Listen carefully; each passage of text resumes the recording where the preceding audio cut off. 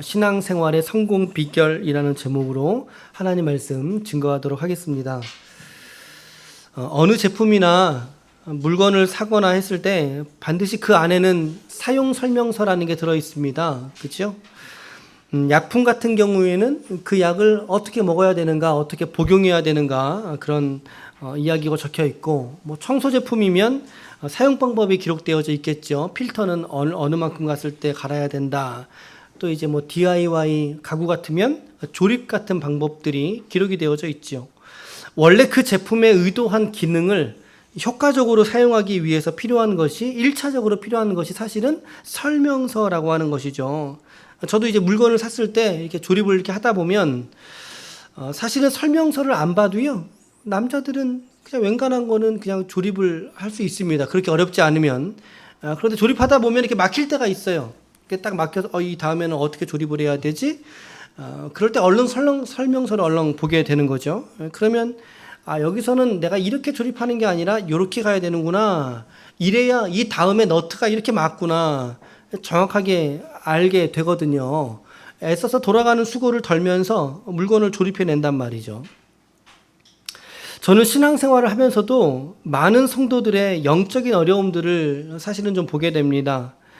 어떤 분들은 새 가족으로 오셨지만 잘 성장해 가시는 분들도 있고요.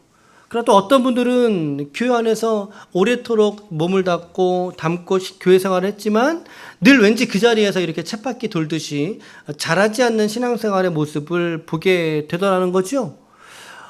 오히려 자기 자리를 지키면서 그 자리에라도 있으면 다행인데, 그런데 그렇지 않고요. 신앙에서 오히려 실패하는 사람들을 보게 될 때 그 안타까움은 훨씬 더 배나 된다라는 것입니다. 물론 여러분, 신앙이라는 것은 실패라고 하는 단어하고는 사실 어울리지 않는 단어입니다. 우리의 구원이 실패된다? 여러분, 하나님께서 우리에게 주시는 구원이 실패될 수 있습니까? 있습니까? 없습니까?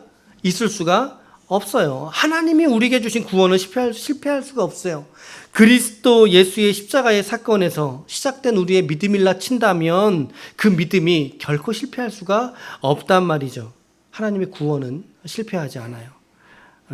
그러나 그럼에도 불구하고 우리가 신앙생활이라는 이름으로 교회를 출입하고 우리가 예배를 드린단 말이죠. 그러면서 우리의 신앙과 영적인 수준이 성장해가고 더 깊어져 가야 되는데, 근데 그러하지 못하는 점점 더 뒤로만 밀려가는 영혼들을 보게 될 때 오늘 우리는 얼렁 다시 우리의 사용 설명서, 우리 신앙의 사용 설명서를 펼쳐봐야 된다는 것입니다. 그럴 때 오늘에 주시는 말씀들은 오늘 우리들에게 좋은 교훈과 모범을 제시하고 있다라고 저는 생각합니다. 오늘 여러분과 저는 어떤 자리에 오늘 서 계시고 계십니까? 여러분들의 믿음은 날마다 달이 지나고 해가 지나갈수록 작년 오늘의 믿음과 오늘 이 시간의 나의 믿음이 점점 더 성장해 가고 있는 기로에 서 계십니까? 성숙해져 가는 신앙이십니까? 아니면 그 자리에서 이렇게 돌고만 계시는 신앙이십니까? 이도 아니라면 혹시 뒤로 물러서고 있는 신앙은 아니십니까? 이럴 때 우리에게 필요한 것이 다시 우리의 설명서를 잘 꺼내내서 우리가 살펴봐야 된다. 내가 어디에서 어떤 실수를 범했는가? 내가 하루에 알약을 3알을 먹어야지 되는데 내가 한 알만 먹고 살았구나. 그러니까 내가 이렇게 힘들지. 이렇게 조립해야 되는데 이 다음 스텝은 이건데 다음 스텝으로 내가 나가지 않고 내가 다른 일을 하고 있었구나. 반대로 조립했구나. 우리 믿음의 사용 설명서를 다시 한번 우리가 들여다보고 꼼꼼히 보고 그 설명서의 제안대로 다시 한번 도전해보고 시도할 필요가 있다라고 하는 것이죠, 여러분. 오늘 우리가 펼쳐든 이 본문의 말씀은 우리가 지지난주 6월 첫째 주 기간에 오늘의 본문의 말씀을 다룰 때가 있었습니다. 그때 제가 성령과 나, 그 주간에는 십자가와 나, 성령과 나, 교회와 나 이러한 제목들로 말씀을 섬겼거든요. 요때 이 본문의 내용이 성령과 나라고 하는 제목으로 설교를 했는데 여러분들이 한번 병행해서 들으시면 좋을 것 같습니다. 꼭 한번 들어보시길 바라고요.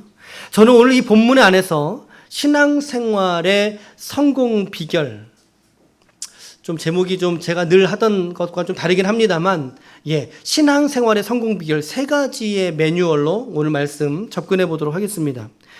첫 번째입니다. 첫 번째, 우리가 신앙생활에서 성공하기 위해서는 시작.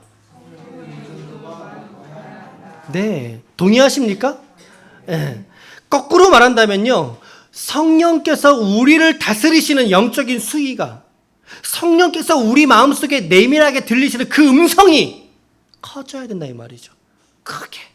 성령의 우리를 다스리시는 지배수위라고 표현할 수 있겠죠. 우리를 다스리시는 성령의 지배수위가 높아져야 우리의 신앙에서 성공할 수 있다는 것입니다. 신앙생활에서 성공할 수 있다. 10절과 11절 말씀, 오늘 말씀 보시면요, 같이 읽어볼게요. 시작. 오직 하나님이 성령으로 이것을 우리에게 보이셨으니 성령은 모든 것, 깊은 것까지라도 통달하시느니라. 사람의 일을 사람의 속에 있는 영 외에 누가 알리요? 이와 같이 하나님의 일도 하나님의 영 외에는 아무도 알지 못하느니라. 10절 말씀 보세요. 하나님은 어떤 영이시라는 거예요? 하나님의 깊은 것까지라도 누가 통달하신다고요? 하나님, 그렇죠. 본문에 나온 단어를 사용한다면 성령이시죠. 성령 하나님께서 하나님의 깊은 것까지라도 통달하신다는 거예요. 내가 통달하는 게 아니에요. 우리가 하나님의 마음을 아는 것이 아니라는 것이죠. 그 다음 11절 말씀 보세요. 하나님의 일을 하나님의 영 외에는 아무도 알지 못한다라고 말하고 있습니다. 하나님의 일, 하나님의 일은 그러면 어떤 일을 말할까요? 구원의 일입니다. 구원의 일, 십자가와 복음의 일에 대해서 사실은 우리의 지식과 지성으로는 그 십자가를 알 수 없어요. 그 십자가를 깨달을 수 없고 그 십자가로 우리가 나아갈 수 없단 말이죠. 그래서 이것은 우리가 이제 앞부분을 안 읽어봤는데요. 앞부분에서는 세상 사람들에게 감추어졌다라고 말합니다. 세상 사람들에게 감추어진 진리거든요. 근데 이 진리를 오늘 말씀에 누가 알고 계신다는 거예요? 성령께서, 성령 하나님께서 알고 계신다라고 하는 것이죠. 그러기에 오늘 우리들에게는 에베소서 5장 18절의 말씀이 너무나 필요하다는 것입니다. 5장 18절 시작. 오직,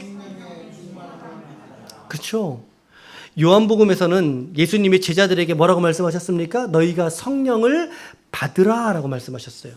숨을 내쉬면서 너희가 성령을 받으라 라고 예수님 말씀하셨는데, 근데 오늘 말씀은 이 말씀은 그런 말씀이 아니에요. 우리가 예수를 믿을 때에 성령은 이미 우리 가운데 오시거든요. 우리 가운데 오셔서 내주하시거든요. 그 십자가를 깨닫게 하시거든요. 복음이 무엇인지 우리의 죄성과 부딪히게 하시거든요. 그것이 성령이 하시는 일들이에요. 그래서 예수를 우리가 주님이라고 말하는 것, 주라고 시인하는 이 모든 일들은요, 여러분, 성령이 아니시고서는 도무지 우리가 예수를 주라고 말할 수가 없단 말이죠. 여러분, 누구 하나 붙잡고 세상 사람에게 나아가셔서 예수님을 주님이라고 말해보세요. 한 사람 대답을 못합니다. 마음의 중심이 없기 때문에. 그거 누가 주시는 거죠? 누가 깨닫게 하시는 거죠? 바로 성령께서. 고린도전서 12장 3절 말씀에 시작. 성령으로 아니하고서는 누구든지 예수를 주시라 할 수 없느니라. 그러니까 여러분, 우리가 예수를 믿을 때 영접하는 자, 곧 그 이름을 믿는 자들에게는 하나님의 자녀가 되는 권세를 주셨다. 요한복음 1장 12절이에요. 우리가 주님을 영접하는 그 순간 이미 우리에게는 예수의 영이신 성령께서 우리 가운데 내주하시는 줄로 믿습니다. 예수 그리스도의 영이신 성령께서 우리 가운데 내주하시거든요. 그 성령의 내주하심으로 말미암아 우리가 예수님을 누구라고 고백할 수 있다는 거예요? 예수님을 주님이라고 우리가 고백할 수 있게 하셨단 말이죠. 그러니까 여러분, 이런 말씀에 대어보면 우리가 오늘 앞전에 경배와 찬양할 때에도 성령님 임하소서, 성령님 임재하소서, 우리들은 이미 성령을 받은 사람들이잖아요. 맞지요?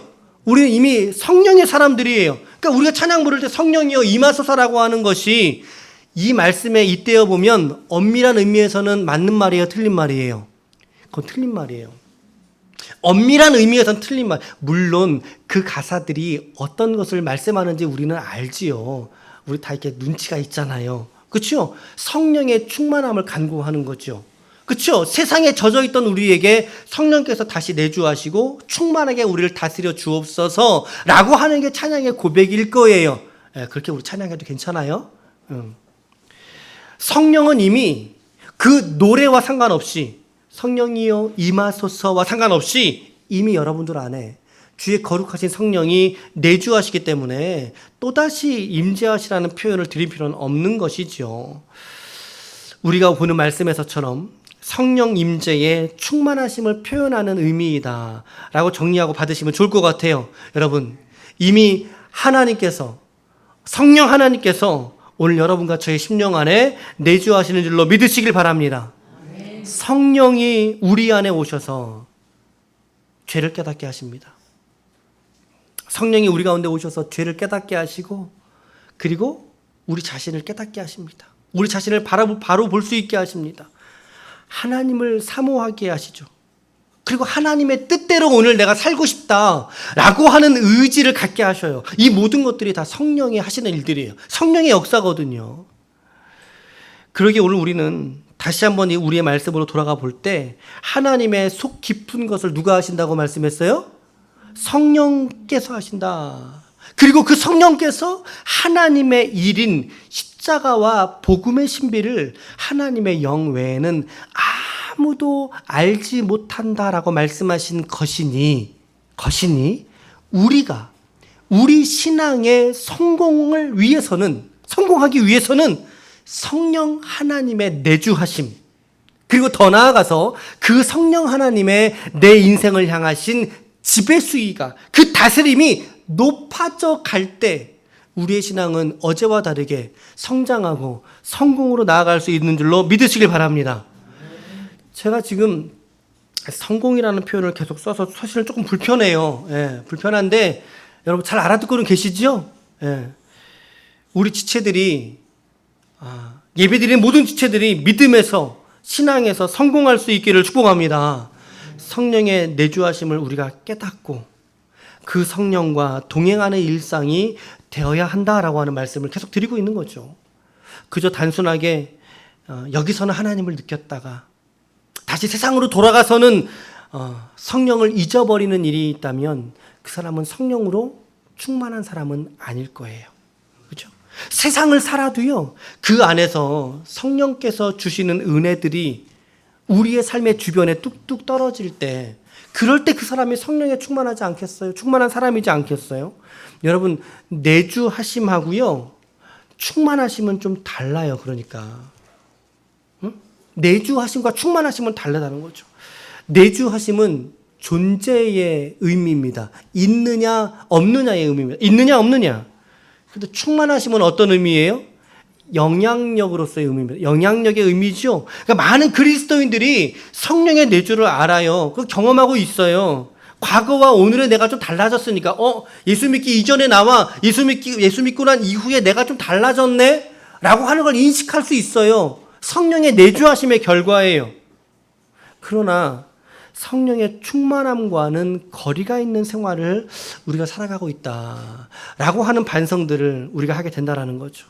여러분, 정말 단순하게 여러분들이 이 시간, 이 예배의 처소를 떠나고 내일이 다가와서 눈을 떴을 때 내가 고스란히 세상으로 다시 돌아가 흥청망청 살아간다면 그분은 성령의 내주하심은 있으나 충만하심은 결여가 된 사람일 수 있어요. 하나님의 충만하심은 경험하지 못한 것이에요. 그러나 성령이 충만한 사람은요, 월요일에 눈을 떠도 오늘의 이 은혜가 남아있어요. 마음속에 남아있어요. 그래, 내가 오늘도 성령 하나님과 함께 살아가야지 라고 하는 생각과 다짐을 하면서 눈을 뜬단 말이죠, 여러분. 저도 이제 새벽 예배를 드리면 제가 가급적이면 11시 이전에 자려고 이렇게 노력을 하거든요. 이제 뭐 5시 그 어간에 눈을 떠요. 피곤하죠. 피곤해요. 근데 한 가지 다짐을 그 안에서 합니다. 제 안에 계신 성령 하나님, 오늘도 이 새날 속에 은혜를 베풀어 주옵소서. 성령과 동행하는 하루가 되게 하여 주옵소서.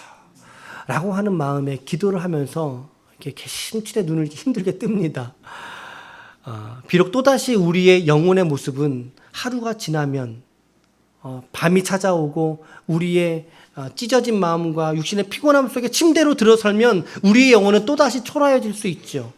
그리고 하루의 일상 안에서 실패하고 좌절할지라도 다시 다짐해 보는 거죠.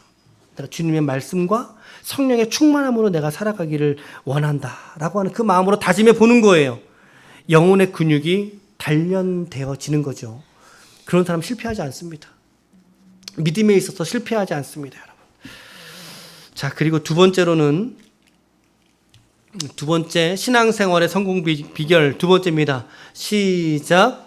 말씀과 기도가 아멘. 12절 말씀을 우리 다 같이 읽겠습니다. 시작. 우리가 세상의 영을 받지 아니하고 오직 하나님으로부터 온 영을 받았으니 이는 우리로 하여금 하나님께서 우리에게 은혜로 주신 것들을 알게 하려 하심이라. 아멘. 성령께서 하시는 일이 무엇일까요? 이 말씀에서 관찰해 본다면 우리에게 은혜로 주신 것들을 깨닫게 하시는 거. 이거 성령께서 하시는 일이에요, 여러분. 저는 이 말씀을 묵상하면서 우리에게 그러면 은혜로 주신 것은 무엇이며 그것을 알았을 때에 우리는 어떻게 되는 것일까라고 하는 생각을 저는 해보게 되었습니다. 이 말씀 묵상하면서 이거야말로 정말 성령께서 함께하지 않고서는 내가 깨달을 수 없는 게 있구나 라고 제가 느낀 게 뭐냐면 말씀과 기도였어요. 말씀과 기도. 정말 이 말씀과 기도라고 하는 이 가치는 영원토록 주님 오실 때까지 우리가 끊이지 않고 붙들어야 될 우리의 신앙의 가치라고 하는 생각이 들어집니다, 여러분. 말씀이라는 것은 성경의 말씀이죠. 그리고 기도는 그 말씀들을 성도가 가슴에 품고 하나님께 간구하는 모든 소원과 바람들이 기도 아니겠습니까? 여러분, 성도들에게는, 저와 여러분들에게는 말씀과 기도가 온전하신 하나님의 은혜의 통로가 되는 줄 믿으시길 바랍니다. 우리가 좋은 찬송을 통해서 우리가 은혜 받을 수 있습니다. 복음성가 통해서. 근데 그 안에서의 신앙 고백 중요하죠. 하지만 찬송도 엄밀히 보자면 뭐예요? 곡조 있는 기도라고 우리가 표현합니다. 곡조 있는 기도가 찬송이에요. 여러분, 우리가 은혜 받는 자리가 어디여야 되냐는 거예요. 결국에는 말씀과 기도의 자리밖에 없다라는 거죠. 동의하십니까? 네, 동의하시죠? 여러분, 말씀과 기도, 그 자리 이외에 어디에서 우리들이 혹시 은혜 받고 있지는 않으십니까? 어디에서 우리들이 은혜 받으십니까? 예전 교회 신도문 교회 얘기를 좀 해야 되는데 어떤 분이요 화장실에서 은혜를 받으셨어요.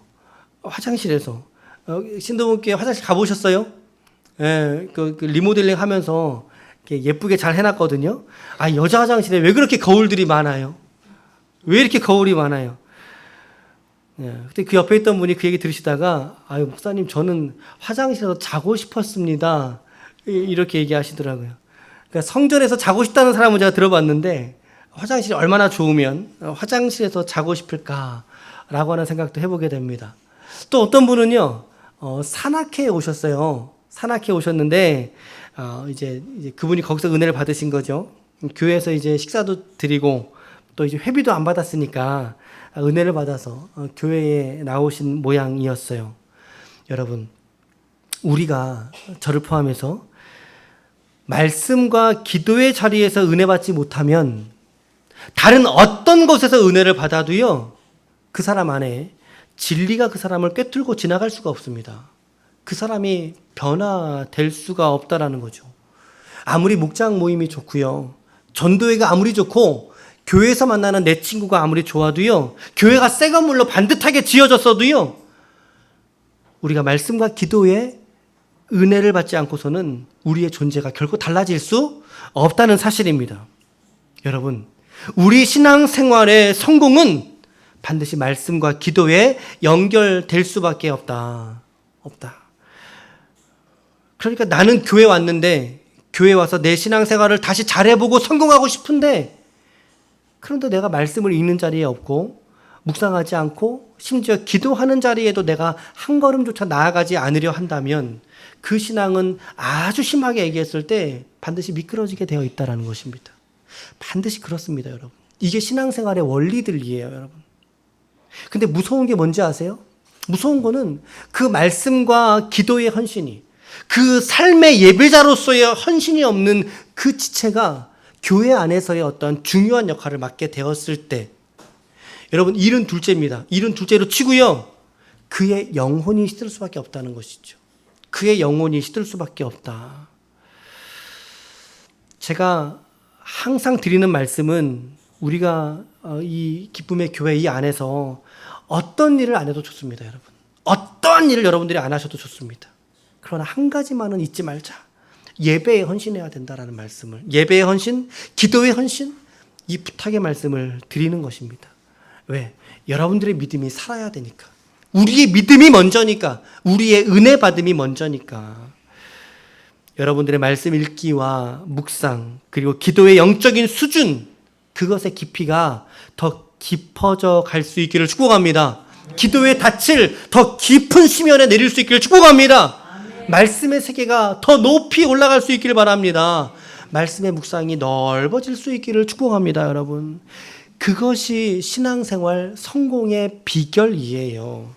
이거 말고 다른 거 열심히 해서 우리의 믿음과 신앙에서 내가 성공한다 라고 가르친다면 모르겠어요. 저는 그런 거짓말은 못 드릴 것 같습니다. 여러분, 저의 충언을 받아주십시오. 말씀과 기도에 여러분들의 일상의 삶을 드릴 수 있기를 축복합니다. 아멘. 각자가 살아가시는 여러분들의 삶의 처지에 하나님과 함께 동행하는 인생 되시기를 축복합니다. 이거 놓치지 마시라는 거죠. 좀 더우시죠? 에어컨을 켜도 좋을 것 같은데, 에어컨을 좀 켜보세요. 네. 우리가 읽은 말씀인 고린도전서 7장 22절 말씀을 우리 같이 한번 읽겠습니다. 시작. 형제들아, 너희는 각각 부르심을 받은 그대로 하나님과 함께 거하라. 이 한 절의 말씀을요, 세 번역에서는 이렇게 번역해서 제가 읽어드려 볼게요. 형제 자매 여러분, 각각 부르심을 받은 그때의 처지에 그대로 있으면서 하나님과 함께 살아가십시오입니다. 가장 중요한 것은 우리의 삶의 처지를 원망하지 마시라는 거죠. 우리의 삶의 처지를 원망하지 마세요. 그 처지 안에 하나님의 감추어 놓으신 뜻이 있는 줄로 믿습니다. 우리 아까 기도자가 기도했잖아요. 코로나에 감추어진 무엇이 있다? 하나님의 뜻이 있다. 그것을 발견해 가는 게 우리 성도들의 몫이라고요, 여러분.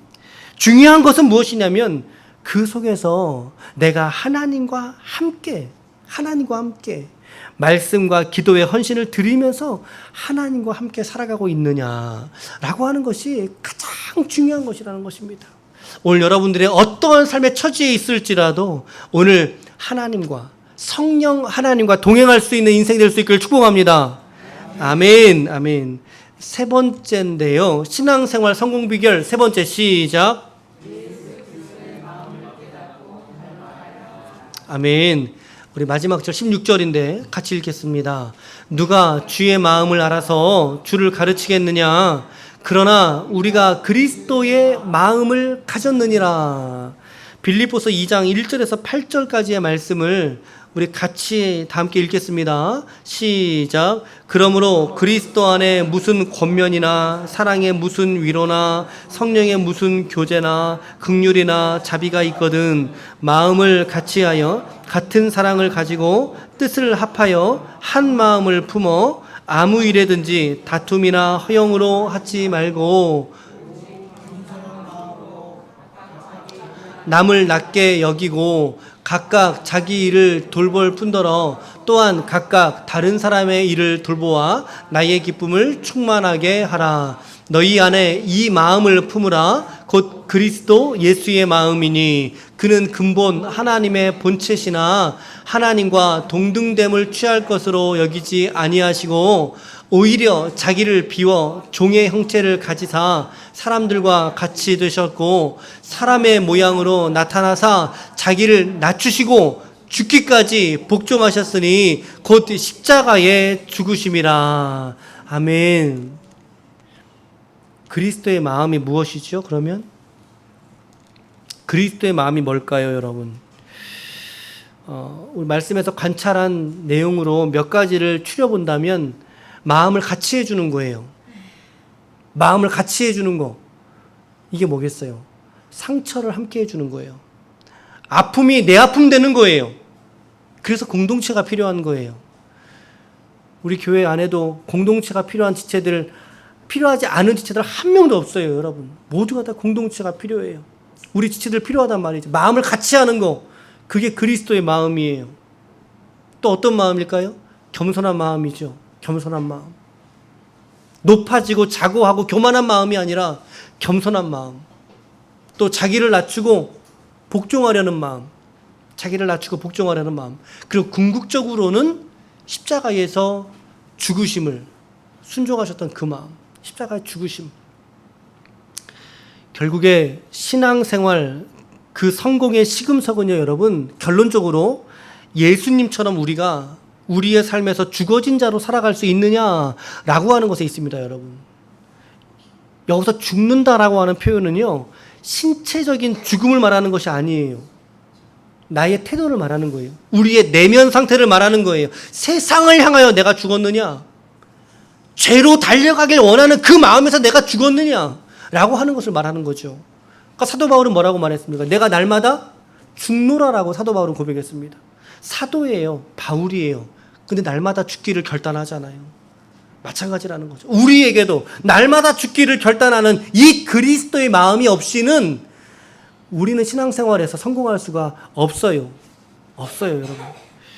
내 육신의 소욕은 여전히 죄를 향하여 몸부림치고 있지 않습니까? 우리들은 가지 말아야 될 때 가고 있고, 하지 말아야 될 말 하고 있고, 하지 않아야 될 생각하고 있으며, 그 모습이 우리의 모습 아니겠어요?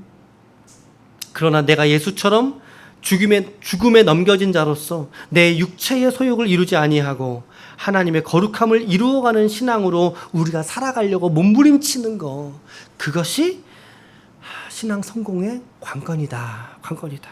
이것이 우리 성공의 근본적이고 본질적인 가르침입니다. 그리스도의 마음을 닮아가는 삶. 결국에 성령으로 충만하게 되는 것도, 또한 말씀과 기도에 우리가 헌신하여 깊어진 은혜를 누리는 것도 사실은 저 4가지 추려진 것 중에 마지막 거 하려고 하는 거예요. 그리스도의 마음, 그 중에서도 십자가에 죽어진 나의 존재를 발견하고 고백하고 그렇게 살아가려고 우리가 이거 하는 거예요. 십자가에서 내가 죽어진 자로 발견되는 거, 이러한 말씀들이 로마서에 보면 곳곳에 보석처럼 박혀 있습니다, 여러분. 로마서의 말씀을 묵상하셨으면 좋겠어요. 더 많이 읽으셨으면 좋겠어요. 베드로는 또 이렇게 말했습니다. 베드로전서 2장 24절 말씀에 친히 나무 위에 달려 그 몸으로 우리 죄를 담당하셨으니 이는 우리로 죄 가운데 죽고 의에 대하여 살게 하려 함이라. 그가 채찍에 맞음으로 너희가 나음을 얻었다라고 성경이 말하고 있습니다. 우리가 죄에 대하여 죽은 존재여야 한다는 것을 오늘 베드로도 동일하게 말씀해주고 있는 거죠. 이것이 복음이 하는 일이에요. 이것을 깨닫게 하는 일이 성령이 하시는 일이라는 거죠.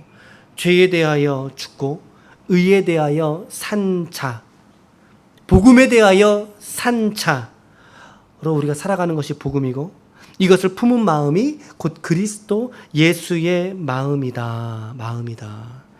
그러니 여러분, 이렇게 되기까지 얼마나 많은 시간이 지나야 될까요?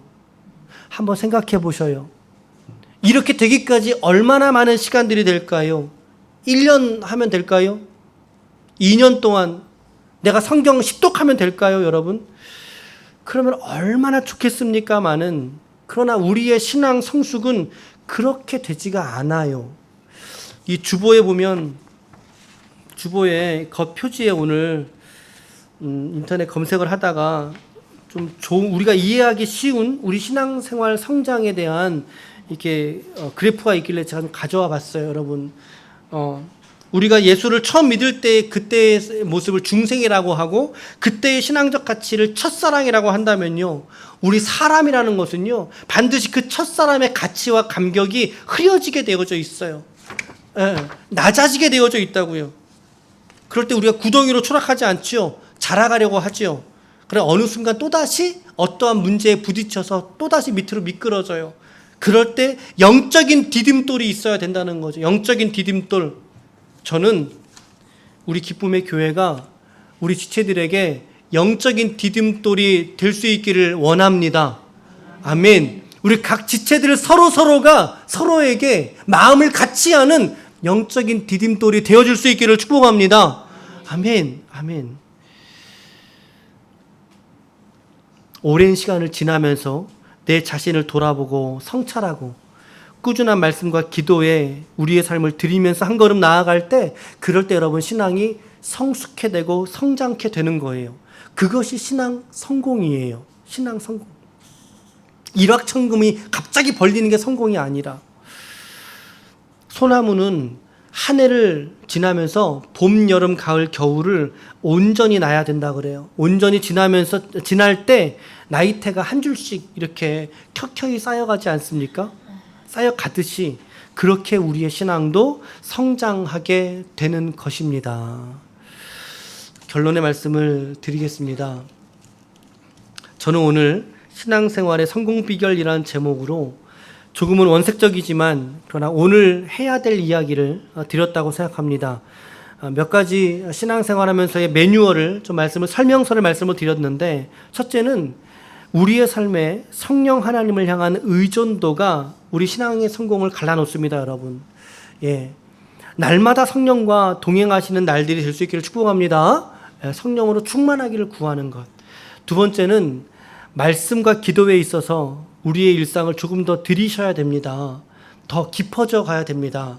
여러분, 말씀에 헌신하시고 기도에 헌신하십시오. 이런 보이는 건물에 헌신할 것이 아니라 말씀과 기도에 헌신하십시오. 주님이 원하시는 게 바로 그 헌신이에요. 단적인 예로 여러분, 지난 한 주간 동안 우리는 얼마나 많은 하나님의 말씀을 읽었습니까? 얼마나 많은 하나님의 말씀을 묵상했습니까? 몇 장을 읽었습니까? 그리고 우리는 몇 분을 기도했습니까? 라고 하는 것들 여러분들이 한번 정리해 보셔요. 그리고 마지막 세 번째로는 그리스도의 마음을 품는 것입니다. 우리의 시선을 그리스도에게서 다른 데로 돌리지 않을 수 있기를 바랍니다. 오직 믿음의 주요 온전케 하시는 이인 주님을 우리의 삶의 처지에서 끝까지 그 주님을 향한 시선을 고정시킬 수 있는 저와 여러분들이 되시기를 축복합니다. 오늘 그리스도에게 우리의 시선을 고정시키고 우리 안에 내주하신 성령 하나님과 더불어서 우리의 일상을 기쁘고 즐거운 마음으로 기도하면서 이번 한 주간도 믿음으로 감당할 수 있는 하나님의 거룩한 종들이 다 되시기를 예수님의 이름으로 간절히 축원합니다.